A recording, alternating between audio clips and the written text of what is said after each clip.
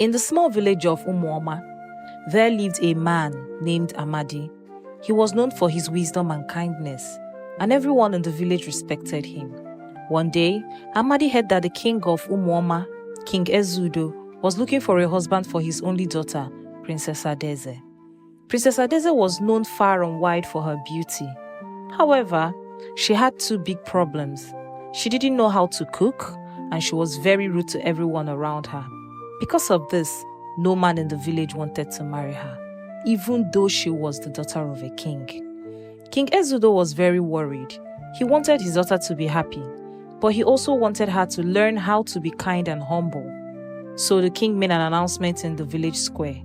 The man who can marry my daughter and teach her to cook and be respectful will receive half of my kingdom as a reward. Amadi heard the announcement and decided to take up the challenge. He went to the king's palace and asked to see Princess Adaeze. The king was surprised, but allowed him to meet her. When Amadi entered the room, Princess Adaeze was sitting by the window, looking bored. She didn't even look up when Amadi greeted her. "Good afternoon, Princess Adaeze," Amadi said with a smile. The princess glanced at him and replied rudely, "What do you want?" Amadi, unfazed by her tone, said calmly, "I want to marry you, and I will teach you how to cook and be respectful." Adaeze laughed mockingly. "And what makes you think you can teach me anything?" Amadi didn't respond immediately. Instead, he quietly sat down and began to tell her a story about a wise man who learned the importance of humility and kindness. As he spoke, something in his voice and the way he told the story made Adaeze listen closely, even though she pretended not to care. Days passed, and Amadi visited the palace every day. He would tell Adaeze stories, teach her simple dishes, and show her how to treat people with respect. At first, Adaeze resisted, but slowly she began to change. She started to listen more, ask questions, and even tried cooking a few dishes, though they didn't always turn out well. One day, Amadi brought ingredients to the palace and asked Adaeze to cook a meal with him. She was nervous, but agreed. They worked together. And although the food wasn't perfect, it was the first time Adaeze felt proud of something she had done. As they sat down to eat, Adaeze smiled at Amadi and said, "Thank you for being patient with me." For the first time, her voice was gentle, and her words were kind. Amadi smiled back, knowing that the princess was beginning to change. But there was still much for her to learn, and Amadi knew that their journey was only just beginning. As the days turned into weeks, the people of Umuoma village began to notice the change in Princess Adaeze. Her sharp tongue had softened, and she even greeted villagers with a nod or a smile when she passed by. But not everyone was convinced that the change was genuine. One evening, as the sun dipped low in the sky, Amadi was summoned to the palace by King Ezudo. The king's face was serious, and Amadi could sense that something was troubling him. "Amadi," the king began, "I have seen the progress you've made with my daughter, but there are whispers in the village.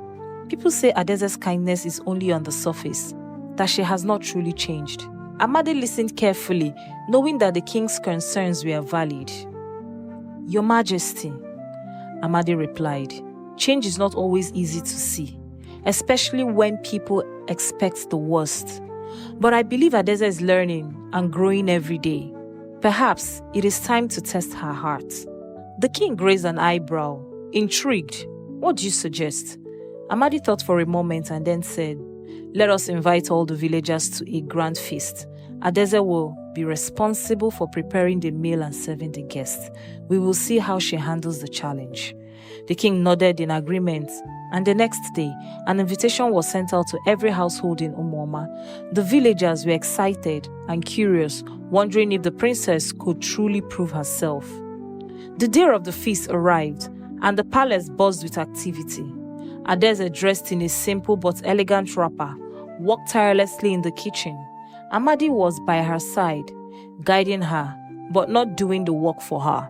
The smell of jollof rice, egusi soup, and roasted yam filled the air, and the sound of Adaeze's laughter could be heard as she interacted with the palace staff. As the sun set, The villagers began to arrive. They were welcomed into the grand hall, where they were seated at long tables decorated with colorful clothes and fresh flowers. There was a sense of anticipation in the air as they waited to see what would happen. When all the guests were seated, Adaeze emerged from the kitchen, carrying a large tray of food. She moved gracefully from table to table, serving each guest with a smile and a kind word. The villagers were stunned. This was not the rude princess they had known. But just as everything seemed to be going well, a commotion broke out at the far end of the hall. One of the guests, a grumpy old man named Okoro, who was known for his harsh words, stood up and shouted, "This food is terrible. It's too salty, and the meat is tough.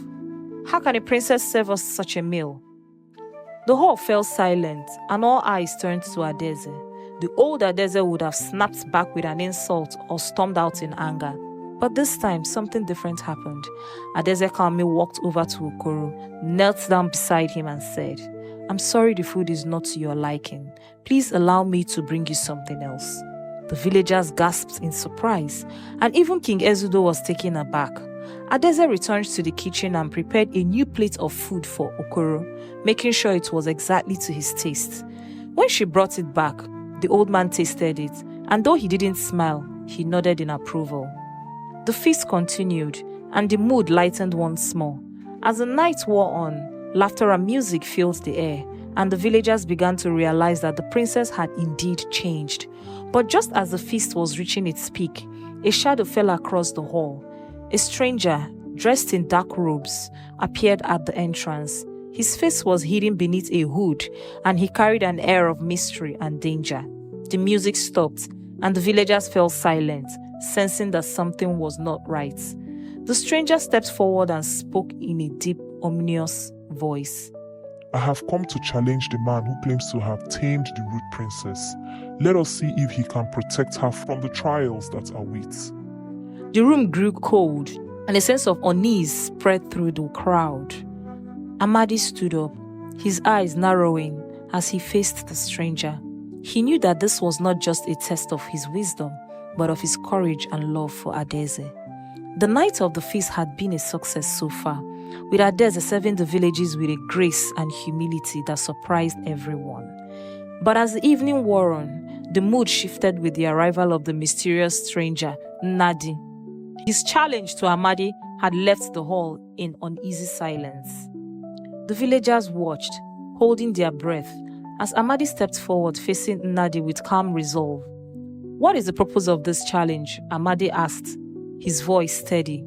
Nnadi, with a sly smile, replied, "It's not enough to teach someone to cook or to be polite. The true test of character is how one handles the small, everyday challenges of life. You say Adaeze has changed, but change must be tested to be proven. My challenge to you is this. Over the next 3 days, live together as husband and wife. Adaeze must continue to show kindness and humility. And you, Amadi, must show patience and understanding. If you both succeed, the village will know that her transformation is real." Amadi nodded. Understanding the gravity of the task, he turned to Adaeze, who was standing quietly, her eyes filled with a mix of determination and nervousness. "We can do this," he said softly, offering her his hand. Adaeze took his hand, and together they left the palace to begin their trial. The first morning, Adaeze woke up early, determined to make a good impression. She went to the market with Amadi, where they bought fresh ingredients to prepare a meal together.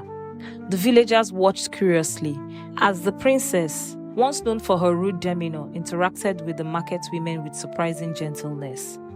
Back at their home, Adaeze attempted to cook, with Amadi guiding her through each step. Though she made mistakes, burning the yam and adding too much salt to the soup, she didn't get frustrated. Instead, she listened to Amadi's advice and tried again, laughing at her own blunders. At the end of the day, they sat together, sharing the simple meal she had prepared. The food wasn't perfect, but Amadi praised her efforts, and Adaeze felt a warmth she had known before. The next day, the trial became more difficult. Amadi had to go into the fields to work, leaving Adaeze alone to manage the household tasks. She was used to having servants do everything for her, and now she had to sweep, fetch water, and prepare food by herself. At first, she struggled, her old habits creeping back as she grew frustrated with the chores. But then she remembered Amadi's patience and the promise she had made to herself to change. Taking a deep breath, she approached each task with care, reminding herself that it was a part of her growth. When Amadi returned, tired from a day in the fields, he found Adaeze waiting for him with a freshly prepared meal. It was simple, but she made with love and effort. They ate in comfortable silence, and for the first time, Adaeze felt truly proud of herself.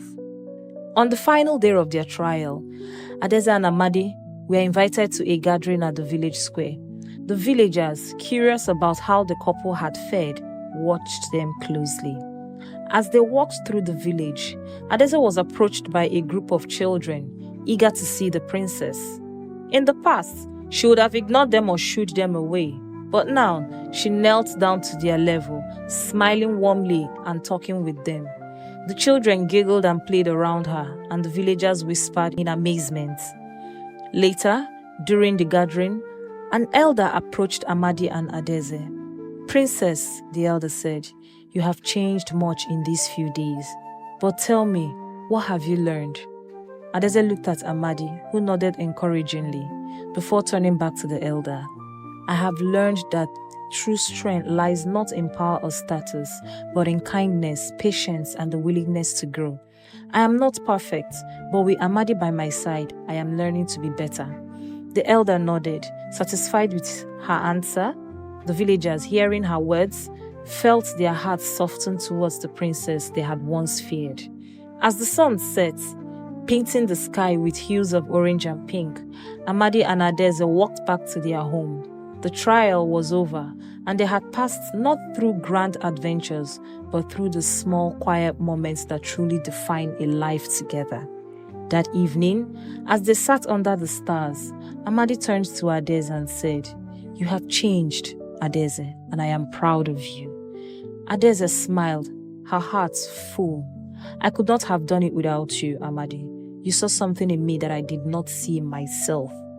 And so, in the village of Umuoma, Amadi and Adaeze's love story began, not with grand gestures or adventures, but with smile, acts of kindness and understanding, proving that the greatest transformations happen in the most ordinary moments. If you like this story, please don't forget to like, click, and share. See you in the next story.